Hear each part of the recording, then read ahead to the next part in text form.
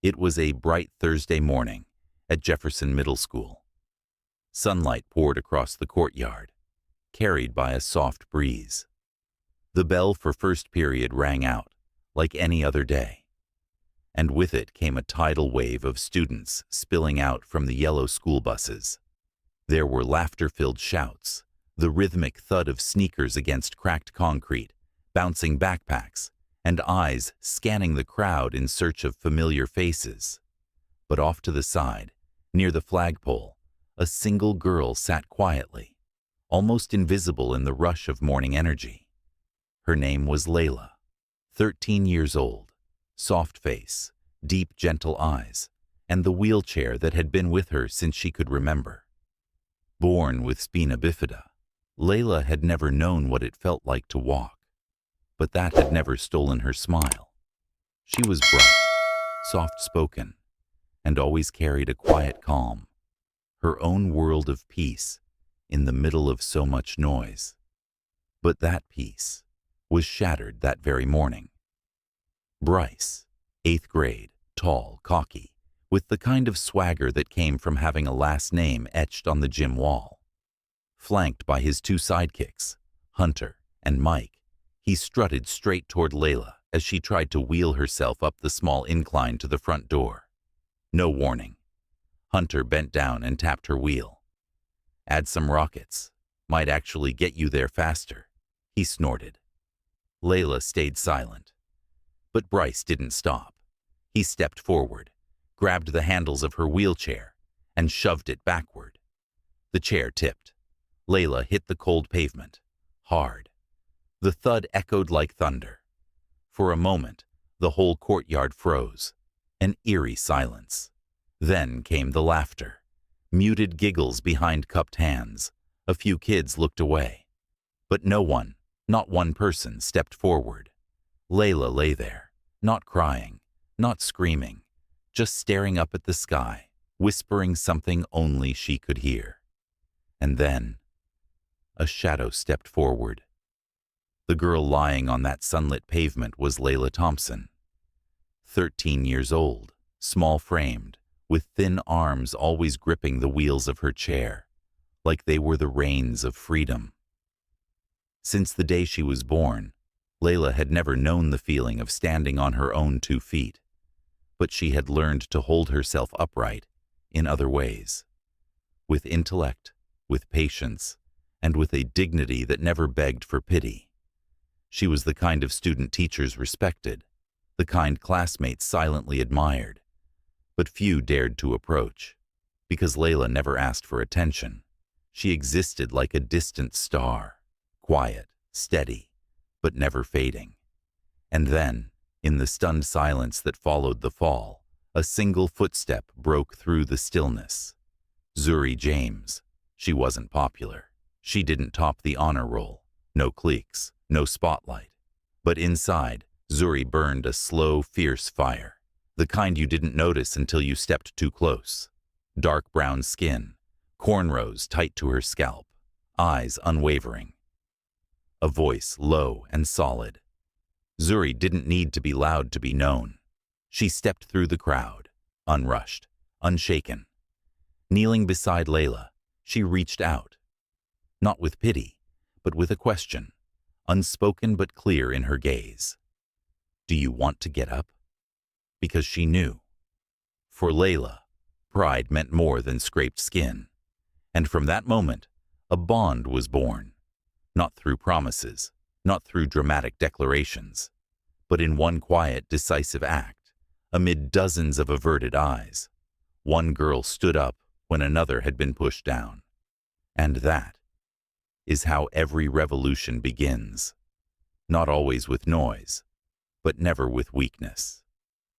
That lunch hour, while most students were still buzzing about the wheelchair fall, as if it were some kind of joke, Zuri sat alone at the far end of the cafeteria. Her eyes were locked on the school announcement board near the front doors. A bold headline read, "Unity Challenge, All-School Team Competition, this afternoon on the field." And in Zuri's mind, a plan began to form. She stood up, walked straight to the teacher's office. No asking around, no polling for approval. She just needed one thing, a nod from her homeroom teacher to register a team. And then she said, without blinking, "I want Bryce Monroe on my team." Ms. Carter raised an eyebrow. "Are you sure? I know what I'm doing," Zuri replied, her voice steady as stone. That afternoon, the school field blazed with sunlight. Challenge stations were set up, balance beams, obstacle runs, relays, and the final event, pushing a teammate in a wheelchair across the finish line. Bryce stood with his two sidekicks still laughing, like the morning's cruelty had been some kind of victory. But then, they called Zuri's name, and right after that, they called his. Bryce's smile vanished. Zuri didn't say much. She didn't need to. She simply turned, met his eyes, and in that look, she said it all. "Today, we play by my rules." The event hadn't even started, but everyone watching could feel it. A tension in the air, sharp as shouting. Just one girl, armed with strategy and courage, turning an ordinary school challenge into the stage for a complete power shift. The heat on the athletic field seemed to rise with every passing minute as the starting whistle pierced the air. Zuri's team launched into the course. Hurdles, balance beams, the relay run. Bryce kept his usual smirk, but his eyes darted constantly. He knew what was waiting at the end, and the final leg, the one that really mattered, came faster than he expected. Zuri stood at the final relay station. Layla was already there, wearing a sea blue shirt. A fresh bandage still marked her elbow. She stood silently, baton in hand. Beside her, the same wheelchair. The crowd on the bleachers seemed to collectively hold its breath. Zuri handed the baton to Layla, then turned to Bryce and said just 3 words. "Your turn now." Bryce froze. No one laughed. No one spoke. Every eye was on him. There was no turning back. Layla lifted herself into the chair without assistance. She didn't say a word, just looked straight ahead, calm, resolute. Bryce placed his hands on the wheelchair handles, awkward at first, then more carefully. The chair began to move, over grass, across uneven ground, past the eyes of teachers, students, and teammates. Layla didn't flinch, didn't instruct, didn't correct. Only once, when the chair tilted slightly. She said quietly, "Slow down. You're veering off." It was the only thing she said. And somehow, that single line pulled the entire crowd into stillness. At last, they crossed the finish line. No music, no applause, just a silence heavy with meaning. Then, Layla slowly lifted the baton high into the air. She didn't speak, didn't look at anyone, but in that moment she held it like a torch, and without ever bursting into flame, it lit the entire field. That afternoon, when the wind had settled over the schoolyard and the cheers had faded into echoes, Zuri walked into the principal's office with a proposal no one saw coming. Across from her sat Principal Monroe, a man who had led Jefferson Middle for over 15 years, and Ms. Ortega, her homeroom teacher, whose eyes still carried the confusion left by what had just unfolded. "I'm not here to accuse anyone," Zuri said calmly. "I don't want Bryce expelled." Ms. Ortega frowned. Principal Monroe crossed his arms, waiting. "Sir," Zuri continued, "kicking someone out is easy, but changing the way an entire school sees a girl in a wheelchair, that's the real work, and that's what actually matters." She took a breath. "I'd like to speak at tomorrow's morning assembly. Just 10 minutes, and I won't be speaking alone. Layla will be with me." The room fell silent, not from resistance, but surprise. "To say what?" Principal Monroe asked, his voice softer now. Zuri looked up, locking eyes with him. "To remind everyone that the silence this morning, hurt just as much as Layla's fall. And if we don't speak up, then we're part of the problem too. Principal Monroe studied her face. What he saw wasn't anger. It was accountability. After a pause, he nodded. 10 minutes. Tomorrow morning. The whole school will listen. No applause, no praise. Just an ordinary girl. Beginning an extraordinary shift. The next morning, the Lincoln Middle School auditorium was packed wall to wall with students. Plastic chairs creaked as kids sat down, whispering, guessing, wondering what was about to happen. On stage, Principal Monroe held the microphone, his voice low and steady. Before we end today's assembly, 2 students have something they'd like to share. I ask that you listen, not just with your ears, but with your hearts. Zuri stepped forward. Beside her, Layla wheeled herself beneath the spotlight. Zuri began, soft but clear. Yesterday we witnessed something shameful, not just because someone was pushed down, but because so many stood by and watched. She turned, gently handing the microphone to Layla. The entire auditorium held its breath. Layla looked up, her voice shaking, but steady with purpose. My name is Layla. I've spent my whole life in a wheelchair, but yesterday was the first time I ever felt like I disappeared. She paused, her eyes scanning the room. Not because I fell, but because no one helped me get back up. Her hands tightened slightly on the wheels. I'm not here to blame anyone. I'm here to remind you, people like me don't need your pity. We need to be seen. She leaned forward. You didn't see the hours of physical therapy I've pushed through. You didn't see my mom, up late patching a flat tire so I could get to school on time. She drew a breath, her voice growing stronger. What I want you to see now is a girl who got back up. A silence, so deep it almost echoed. Then, applause. Not because she was in a wheelchair, but because she had just stood up. With every ounce of dignity she carried, stood up, their whispers rippling through the room like waves brushing a quiet shore. But one person didn't move. Bryce. He stood there, eyes fixed on Layla as she wheeled herself off stage. No laughter on his lips, no smug sparkle in his eyes. Just a 14-year-old boy, finally coming face to face with something school had never taught him. Genuine remorse.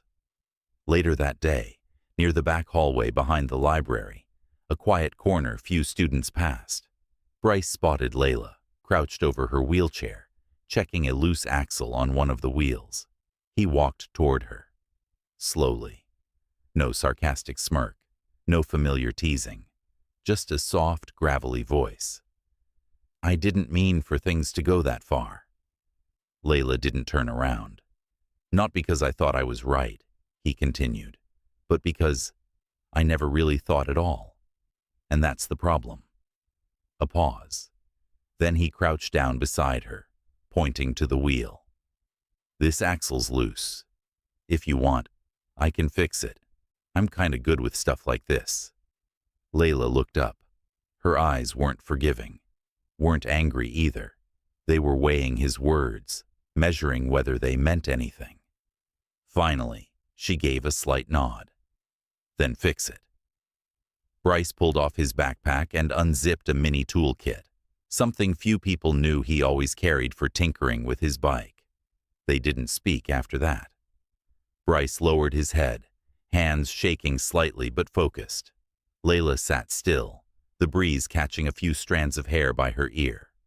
No dramatic apologies, no grand speeches, just a small act, quiet, sincere, and enough to say Bryce was trying to begin again. Not as a bully, but as someone learning how to be better. No one expected that a single fall in the middle of a school courtyard would be the spark for a silent earthquake. But at Jefferson, after the day Layla was pushed down and Zuri stood up, something began to shift, little by little. The following week, a special announcement appeared on the school bulletin board. The Circle, a judgment-free listening space for any student who wants to speak or be heard. It was Zuri's idea. A small room behind the library was transformed into an open space. No microphones, no stage, just folding chairs in a circle, and honesty. The first session, 7 students. The next week, 12. By the end of the month, 30. Quiet students. Kids who had once laughed when Layla fell. They showed up too. Ms. Carter began weaving themes like empathy and difference is beautiful into her language arts lessons. In science class, Mr. Ramirez quietly rearranged the seating chart so that Layla could move more freely through the lab. Even the sign outside the new community room got a makeover, painted by students from the art club. It read, "You belong." Below the words, a mural. 2 girls, one standing, one in a wheelchair, their eyes both looking forward. No one was forced to change, but the miracle was, they chose to, not out of fear, but because once you've seen what's right, you can't unsee it, and you can't go back. At Jefferson, a school once used to silence, a new voice had started to rise, not through loudspeakers, but through how they treated one another. Softer, fairer, better. That afternoon, the lights in the Jefferson gym dimmed to a warm hush. On stage, a few scattered sounds echoed from the loudspeakers, uneven applause from students, and a soft hum of anticipation drifting through the air. Then came the final performance. Mr. Hargrove, the literature teacher, stepped up to the mic. Our next piece is a spoken word performance by Zuri James and Layla Montgomery. The room fell silent. Zuri stepped forward, bold, unshaken. Layla rolled out behind her, graceful, steady. No music, no props, just them, a microphone, and the truth. Zuri began. They told me silence was safe, but I've seen girls scream without making a sound. Layla followed, her voice soft, but resolute. I've been the pause in your sentence, but I am the period at the end of your assumptions. Each line cut through the invisible curtain of prejudice, shouting like a sharp, but their words echoed deep into every corner of the room. Zuri, I am not your inspiration, I am your equal. Layla, wheels don't make me small, your gaze does. The audience held its breath. No laughter, no chatter, just pure listening. For the first time, no one looked at Layla as the girl in the wheelchair. They saw her as someone speaking a truth the entire school needed to hear. When the final word was spoken, no one clapped right away. There was a pause, heavy, powerful, sacred. Then, the first clap, then another and another, until it swelled into a thunderstorm of applause. A performance, a poem, a rebellion made of words, and it had shaken Jefferson to its core. Summer arrived early in Birmingham, bringing with it soft sunlight, the scent of freshly cut grass, and the quiet sounds of change. Layla received the official notice. She would be transferring to Washington High School next year, a place known for having the best special support programs in the region. On her last morning at Jefferson, she sat in the courtyard, gazing down the path she had once rolled across. A place that had once held pain, but had since become part of something larger, a history of change. Zuri stayed at Jefferson, but she was no longer just another student. She'd been invited to lead the student group behind the circle, the listening space where young voices spoke the truths they were once too afraid to say. She designed weekly sessions centered around fairness, honesty, and courage. The day Layla left, Zuri came to say goodbye. No big hugs, no tears, just a nod and a promise. Every Sunday we'll call. No forgetting, no going quiet. And they kept that promise. One girl left, to spread her strength elsewhere. One girl stayed, to ignite it where she stood. They weren't the same, but they walked in parallel, each on a path leading to the same place, a better world, starting in their own classrooms, starting in their own hearts. Every week, new students at Jefferson hear their story. The story of the first two who dared to speak, dared to act, and dared to believe. And for Layla and Zuri, the journey was only just beginning. That September, as the new students stepped into Jefferson Middle School, the first thing they saw was the far wall of the second-floor hallway. A mural, nearly 5 meters wide, painted in bold acrylic strokes on rough cement. 2 girls, one standing, one seated in a wheelchair. They weren't looking at each other. They were looking forward, eyes bright, unwavering, no heads bowed, no glances turned away. Above them, in block letters, "Respect doesn't ask permission," no gold plaque, no artist's signature, but everyone knew. It was Layla and Zuri.